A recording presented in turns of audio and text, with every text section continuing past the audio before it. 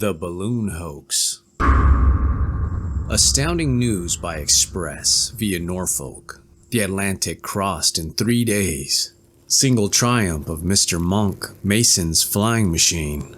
Arrival at Sullivan's Island near Charleston, South Carolina. Of Mr. Mason, Mr. Robert Holland, Mr. Henson, Mr. Harrison Ainsworth, and 4 others. In the steering balloon, Victoria, after a passage of 75 hours from land to land. Full particulars of the voyage. The subjoined jeu d'esprit, with the preceding heading in magnificent capitals, well interspersed with notes of admiration, was originally published as matter of fact in the New York Sun, a daily newspaper, and therein fully subserved the purpose of creating indigestible alignment for the quidnuncs. During the few hours interviewing between a couple of the Charleston mails, the rush for the sole paper which had the news was something beyond even the prodigious, and in fact, if, as some assert, the Victoria did not absolutely accomplish the voyage recorded, it will be difficult to assign a reason why she should not have accomplished it. The great problem is at length solved. The air, as well as the earth and the ocean, has been subdued by science, and will become a common and convenient highway for mankind. The Atlantic has been actually crossed in a balloon, and this too without difficulty, without any great apparent danger, with thorough control of the machine, and in the inconceivably brief period of 75 hours from shore to shore. By the energy of an agent at Charleston, South Carolina, we are enabled to be the first to furnish the public with a detailed account of this most extraordinary voyage, which was performed between Saturday, the 6th instant at 11 a.m. and 2 p.m. on Tuesday, the 9th instant, by Sir Everard Bringhurst, Mr. Osborne, a nephew of Lord Bentinck's, Mr. Monk Mason, and Mr. Robert Holland, the well-known aeronauts, Mr. Harrison Ainsworth, author of Jack Sheppard, etc., and Mr. Henson, the projector of the late unsuccessful flying machine, with 2 seamen from Woolwich, in all 8 persons. The particulars furnished below may be relied on as authentic and accurate in every respect, as with a slight exception, they are copied verbatim from the joint diaries of Mr. Monk Mason and Mr. Harrison Ainsworth, to whose politeness our agent is also indebted for much verbal information respecting the balloon itself, its construction, and other matters of interest. The only alteration in this MS received has been made for the purpose of throwing the hurried account of our agent Mr. Forsyth into a connected and intelligible form. The balloon. 2 very decided failures of late, those of Mr. Henson and Sir George Cayley, had much weakened the public interest in the subject of aerial navigation. Mr. Henson's scheme, which at first was considered very feasible even by men of science, was founded upon the principle of an inclined plane, started from an eminence by an intrinsic force, applied and continued by the revolution of impinging vanes, in form and number resembling the vanes of a windmill. But in all the experiments made with models at the Adelaide Gallery, it was found that the operation of these fans not only did not propel the machine, but actually impeded its flight. The only propelling force it ever exhibited was the mere impetus acquired from the descent of the inclined plane, and this impetus carried the machine farther when the vanes were at rest than when they were in motion, a fact which sufficiently demonstrates their inutility, and in the absence of the propelling, which was also the sustaining power, the whole fabric would necessarily descend. This consideration led Sir George Cayley to think only of adapting a propeller to some machine having of itself an independent power of support. In a word, to a balloon. The idea, however, being novel or original, with Sir George, only so far as regards the mode of its application to practice. He exhibited a model of his invention at the Polytechnic Institution. The propelling principle or power was here also applied to interrupted surfaces or vanes put in revolution. These vanes were 4 in number, but were found entirely ineffectual in moving the balloon or in aiding its ascending power. The whole project was thus a complete failure. It was at this juncture that Mr. Monk Mason, whose voyage from Dover to Wilburg in the balloon Nassau occasioned so much excitement in 1837, conceived the idea of employing the principle of Archimedean screw for the purpose of propulsion through the air, rightly attributing the failure of Mr. Henson's scheme and of Sir George Cayley's to the interruption of surface in the independent vanes. He made the first public experiment at Willis's rooms, but afterwards removed his model to the Adelaide Gallery. Like Sir George Cayley's balloon, his own was an ellipsoid. Its length was 13 feet 6 inches, height 6 feet 8 inches. It contained about 320 cubic feet of gas, which if pure hydrogen would support 21 pounds upon its first inflation, before the gas has time to deteriorate or escape. The weight of the whole machine and apparatus was 17 pounds, leaving about 4 pounds to spare. Beneath the center of the balloon was a frame of light wood, about 9 feet long and rigged onto the balloon itself with a network in the customary manner. From this framework was suspended a wicker basket or car. The screw consists of an axis of hollow brass tube, 18 inches in length, through which upon a semi-spiral inclined at 15 degrees pass a series of steel wire radii 2 feet long and thus projecting a foot on either side. These radii are connected at the outer extremities by 2 bands of flattened wire, the whole in this manner forming the framework of the screw, which is completed by a covering of oiled silk cut into gores and tightened so as to present a tolerably uniform surface. At each end of its axis, this screw is supported by pillars of hollow brass tube descending from the hoop. In the lower ends of these tubes are holes in which the pivots of the axis revolve. From the end of the axis, which is next the car, proceeds a shaft of steel, connecting the screw with the pinion of a piece of spring machinery fixed in the car. By the operation of this spring, the screw is made to revolve with great rapidity, communicating a progressive motion to the whole. By means of the rudder, the machine was readily turned in any direction. The spring was of great power, compared with its dimensions, being capable of raising 45 pounds upon a barrel of 4 inches diameter after the first turn, and gradually increasing as it was wound up. It weighed altogether 8 pounds 6 ounces. The rudder was a light frame of cane covered with silk, shaped somewhat like a battledore, and was about 3 feet long, and at the widest 1 foot. Its weight was about 2 ounces. It could be turned flat and directed upward or downward, as well as to the right or left, and thus enabled the aeronaut to transfer the resistance of the air, which in an inclined position it must generate in its passage, to any side upon which he might desire to act, thus determining the balloon in the opposite direction. This model, which through want of time we have necessarily described in an imperfect manner, was put in action at the Adelaide Gallery, where it accomplished a velocity of 5 miles per hour.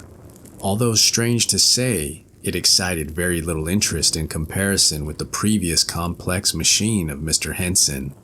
So resolute is the world to despise anything which carries with it an air of simplicity. To accomplish the great desideratum of aerial navigation, it was very generally supposed that some exceedingly complicated application must be made of some unusually profound principle in dynamics. So well satisfied, however, was Mr. Mason of the ultimate success of his invention, that he determined to construct immediately, if possible, a balloon of sufficient capacity to test the question by a voyage of some extent. The original design being to cross the British Channel, as before in the Nassau balloon.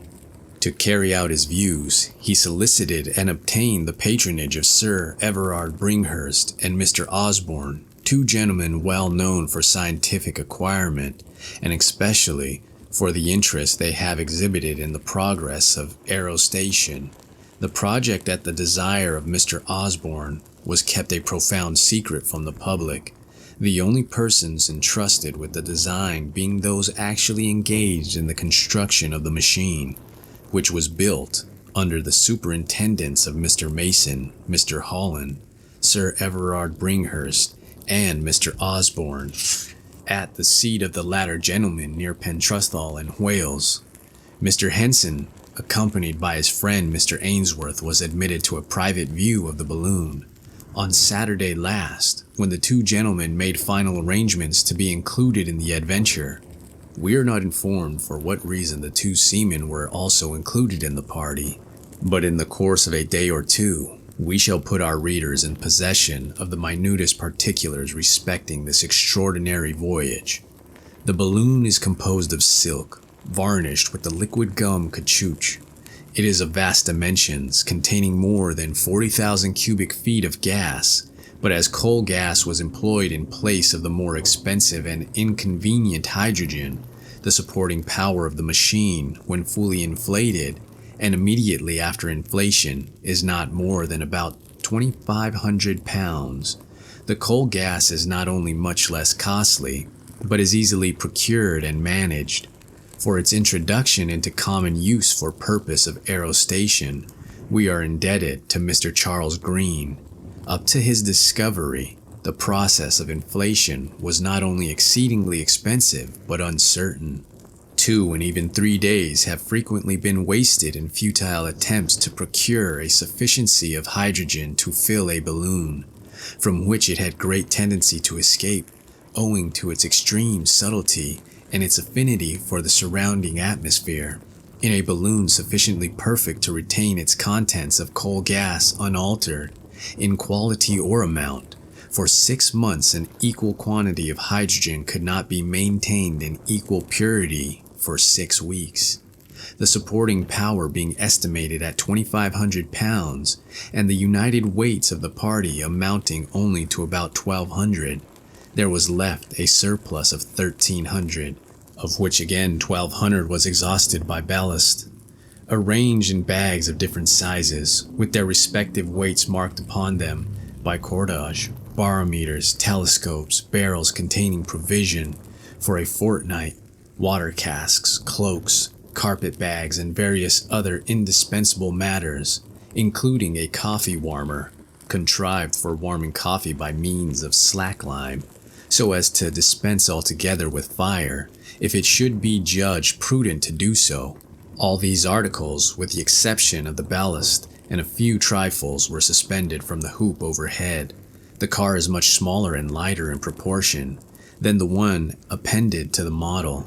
It is formed of a light wicker and is wonderfully strong for so frail-looking a machine. Its rim is about 4 feet deep. The rudder is also very much larger in proportion than that of the model, and the screw is considerably smaller. The balloon is furnished besides with a grapnel and a guide rope, which latter is of the most indispensable importance. A few words in explanation will be necessary for such of our readers as are not conversant with the details of aerostation. As soon as the balloon quits the earth, it is subjected to the influence of many circumstances tending to create a difference in its weight, augmenting or diminishing its ascending power. For example, there may be a deposition of dew upon the silk, to the extent even of several hundred pounds. Ballast has then to be thrown out, or the machine may descend, the ballast being discarded, and a clear sunshine evaporating the dew, and at the same time expanding the gas in the silk. The whole will again rapidly ascend. To check this ascent, the only resource is, or rather was until Mr. Green's invention of the guide rope, the permission of the escape of gas from the valve. But in the loss of gas is a proportionate general loss of ascending power, so that in a comparatively brief period, the best constructed balloon must necessarily exhaust all its resources and come to Earth. This was the great obstacle to voyage of length. The guide rope remedies the difficulty in the simplest manner conceivable. It is merely a very long rope which is suffered to trail from the car, and the effect of which it is to prevent the balloon from changing its level in any material degree. If, for example, there should be a deposition of moisture upon the silk, and the machine begins to descend in consequence, there will be no necessity for discharging ballast to remedy the increase of weight, for it is remedied or counteracted in an exactly just proportion by the deposit on the ground of just as much of the end of the rope as is necessary. If, on the other hand, any circumstances should cause undue levity and consequent ascent, this levity is immediately counteracted by the additional weight of rope unpraised from the earth. Thus the balloon can neither ascend nor descend, except within very narrow limits, and its resources, either in gas or ballast, remain comparatively unimpaired. When passing over an expanse of water, it becomes necessary to employ small kegs of copper or wood, filled with liquid ballast of a lighter nature than water. These float and serve all the purposes of a mere rope on land. Another most important office of the guide rope is to point out the direction of the balloon. The rope drags, either on land or sea, while the balloon is free. The latter, consequently, is always in advance. When any progress whatever is made, a comparison, therefore, by means of the compass, of the relative positions of the two objects, will always indicate the course. In the same way, the angle formed by the rope with the vertical axis of the machine indicates the velocity. When there is no angle, in other words, when the rope hangs perpendicularly, the whole apparatus is stationary. But the larger the angle, that is to say, the farther the balloon precedes the end of the rope, and greater the velocity, and the converse. As the original design was to cross the British Channel and alight as near Paris as possible, the voyagers had taken the precaution to prepare themselves with passports directed to all parts of the continent, specifying the nature of the expedition, as in the case of the Nassau balloon, and entitling the adventurers to exemption from the usual formalities of office. Unexpected events, however, rendered these passports superfluous. The inflation was commenced very quietly at daybreak on Saturday morning, the 6th instant, in the courtyard of Wheelvore House, Mr. Osborne's seat, about a mile from Pentrethal in North Wales, and at 7 minutes past 11, everything being ready for departure, the balloon was set free, rising gently but steadily in a direction nearly south. No use being made for the first half hour of either the screw or the rudder. We proceed now with the journal, as transcribed by Mr. Forsyth from the joint MSS, or Mr. Monk Mason and Mr. Ainsworth. The body of the journal, as given, is in the handwriting of Mr. Mason, and a P.S. is appended each day by Mr. Ainsworth, who has in preparation and will shortly give the public a more minute and no doubt a thrillingly interesting account of the voyage. The journal, Saturday, April the 6th. Every preparation likely to embarrass us having been made overnight, we commenced the inflation this morning at daybreak, but owing to a thick fog, which encumbered the folds of the silk and rendered it unmanageable, we did not get through before nearly 11 o'clock, cut loose then in high spirits and rose gently but steadily with a light breeze at north, which bore us in the direction of the British Channel, found the ascending force greater than we had expected, and as we arose higher and so got clear of the cliffs and more in the sun's rays, our ascent became very rapid. I did not wish, however, to lose gas at so early a period of the adventure, and so concluded to ascend for the present. We soon ran out our guide rope, but even when we had raised it clear of the earth, we still went up very rapidly. The balloon was unusually steady and looked beautiful. In about 10 minutes after starting, the barometer indicated an altitude of 15,000 feet. The weather was remarkably fine and the view of the subjacent country, a most romantic one when seen from any point, was now especially sublime. The numerous deep gorges presented the appearance of lakes on account of the dense vapors with which they were filled, and the pinnacles and crags of the southeast piled in inextricable confusion, resembling nothing so much as the giant cities of eastern fable. We were rapidly approaching the mountains in the south, but our elevation was more than sufficient to enable us to pass them in safety. In a few minutes we soared over them in fine style, and Mr. Ainsworth, with the seamen, was surprised at their apparent want of altitude when viewed from the car, the tendency of great elevation in a balloon being to reduce inequalities of the surface below to nearly a dead level. At 11:30, still proceeding nearly south, we obtained our first view of the Bristol Channel, and in 15 minutes afterward, the line of breakers on the coast appeared immediately beneath us, and we were fairly out at sea. We now resolved to let off enough gas to bring our guide rope, with the buoys affixed, into the water. This was immediately done, and we commenced a gradual descent. In about 20 minutes our first buoy dipped, and at the touch of the second soon afterward, we remained stationary as to elevation. We were all now anxious to test the efficiency of the rudder and screw, and we put them both into requisition forthwith, for the purpose of altering our direction more to the eastward and in a line for Paris. By means of the rudder we instantly effected the necessary change of direction, and our course was brought nearly at right angles to that of the wind, when we set in motion the spring of the screw, and were rejoiced to find it propel us readily as desired. Upon this, we gave 9 hearty cheers and dropped in the sea a bottle, enclosing a slip of parchment with a brief account of the principle of the invention. Hardly, however, had we done with our rejoicings, when an unforeseen accident occurred which discouraged us in no little degree. The steel rod connecting the spring with the propeller was suddenly jerked out of place at the car end by a swing of the car through some movement of one of the 2 seamen we had taken up, and in an instant hung dangling out of reach from the pivot of the axis of the screw. While we were endeavoring to regain it, our attention being completely absorbed, we became involved in a strong current of wind from the east, which bore us with rapidly increasing force toward the Atlantic.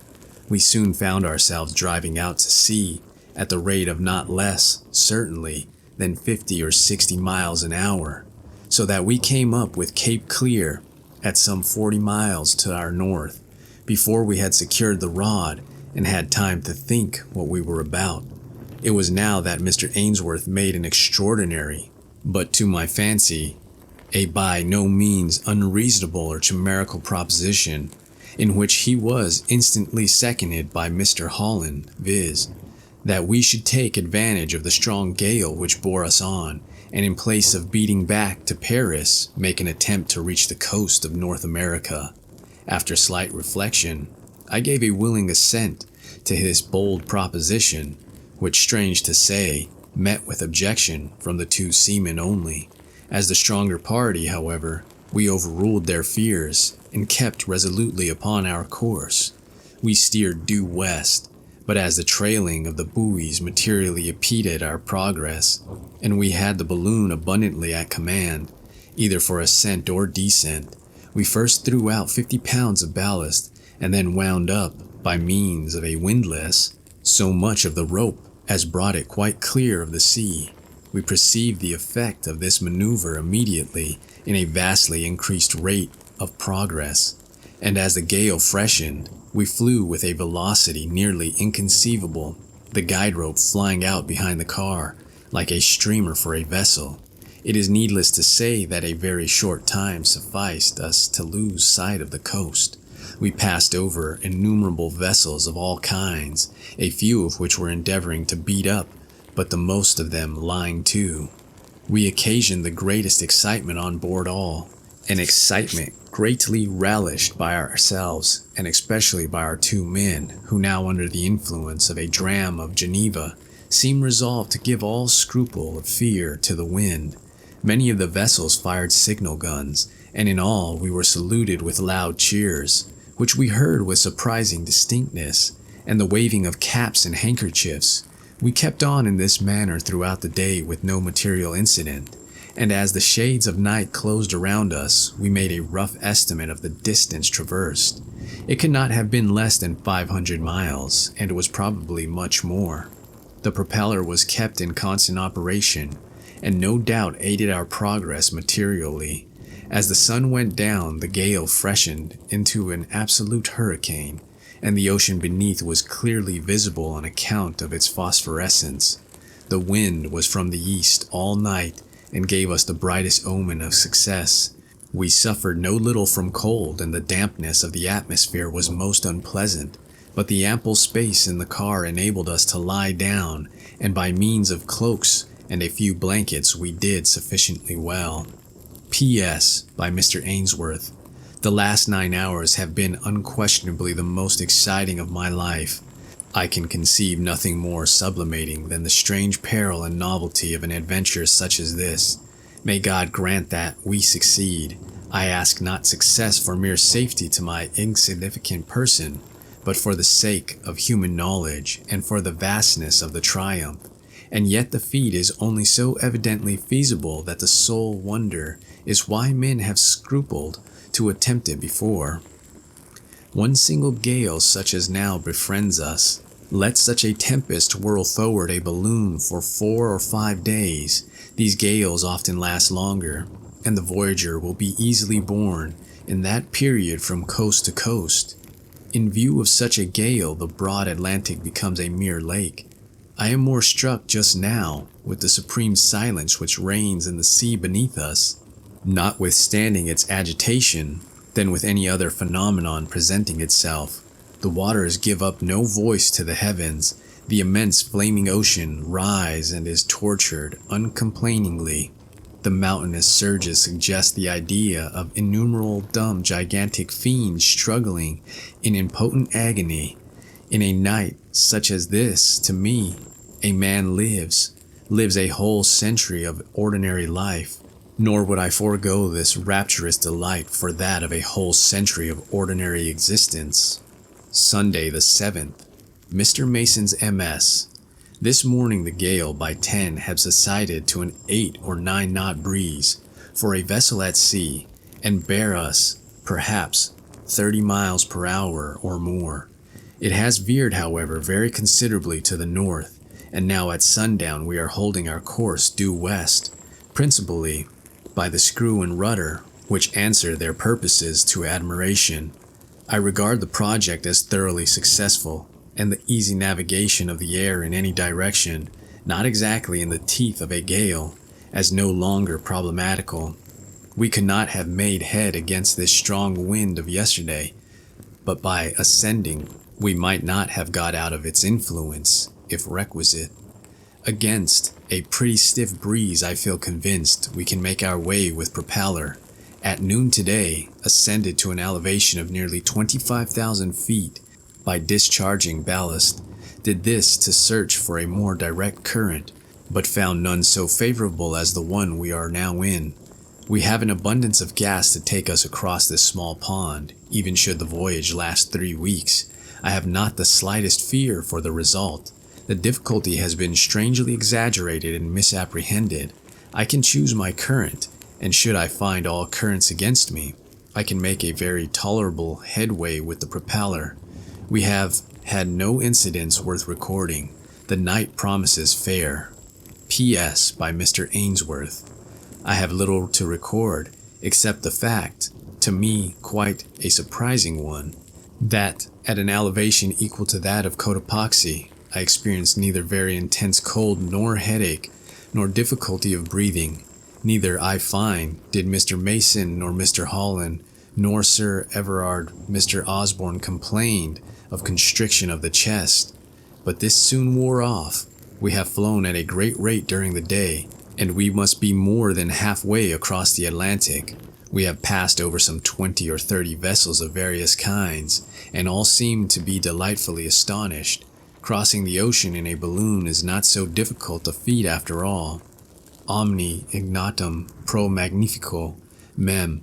At 25,000 feet elevation, the sky appears nearly black, and the stars are distinctly visible, while the sea does not seem convex, as one might suppose, but absolutely and most unequivocally concave. Monday the 8th, Mr. Mason's MS. This morning we had again some little trouble with that rod of the propeller, which must be entirely remodeled for fear of serious accident.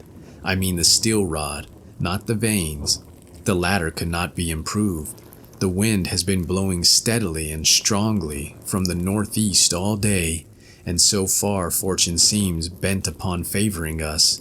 Just before day we were all somewhat alarmed at some odd noises and concussions in the balloon, accompanied with the apparent rapid subsidence of the whole machine. These phenomena were occasioned by the expansion of the gas, through increase of heat in the atmosphere and the consequent disruption of the minute particles of ice with which the network had become encrusted during the night, threw down several bottles of the vessels below. See one of them picked up by a large ship, seemingly one of the New York line packets, endeavored to make out her name, but could not be sure of it. Mr. Osborne's telescope made it out something like Atlanta.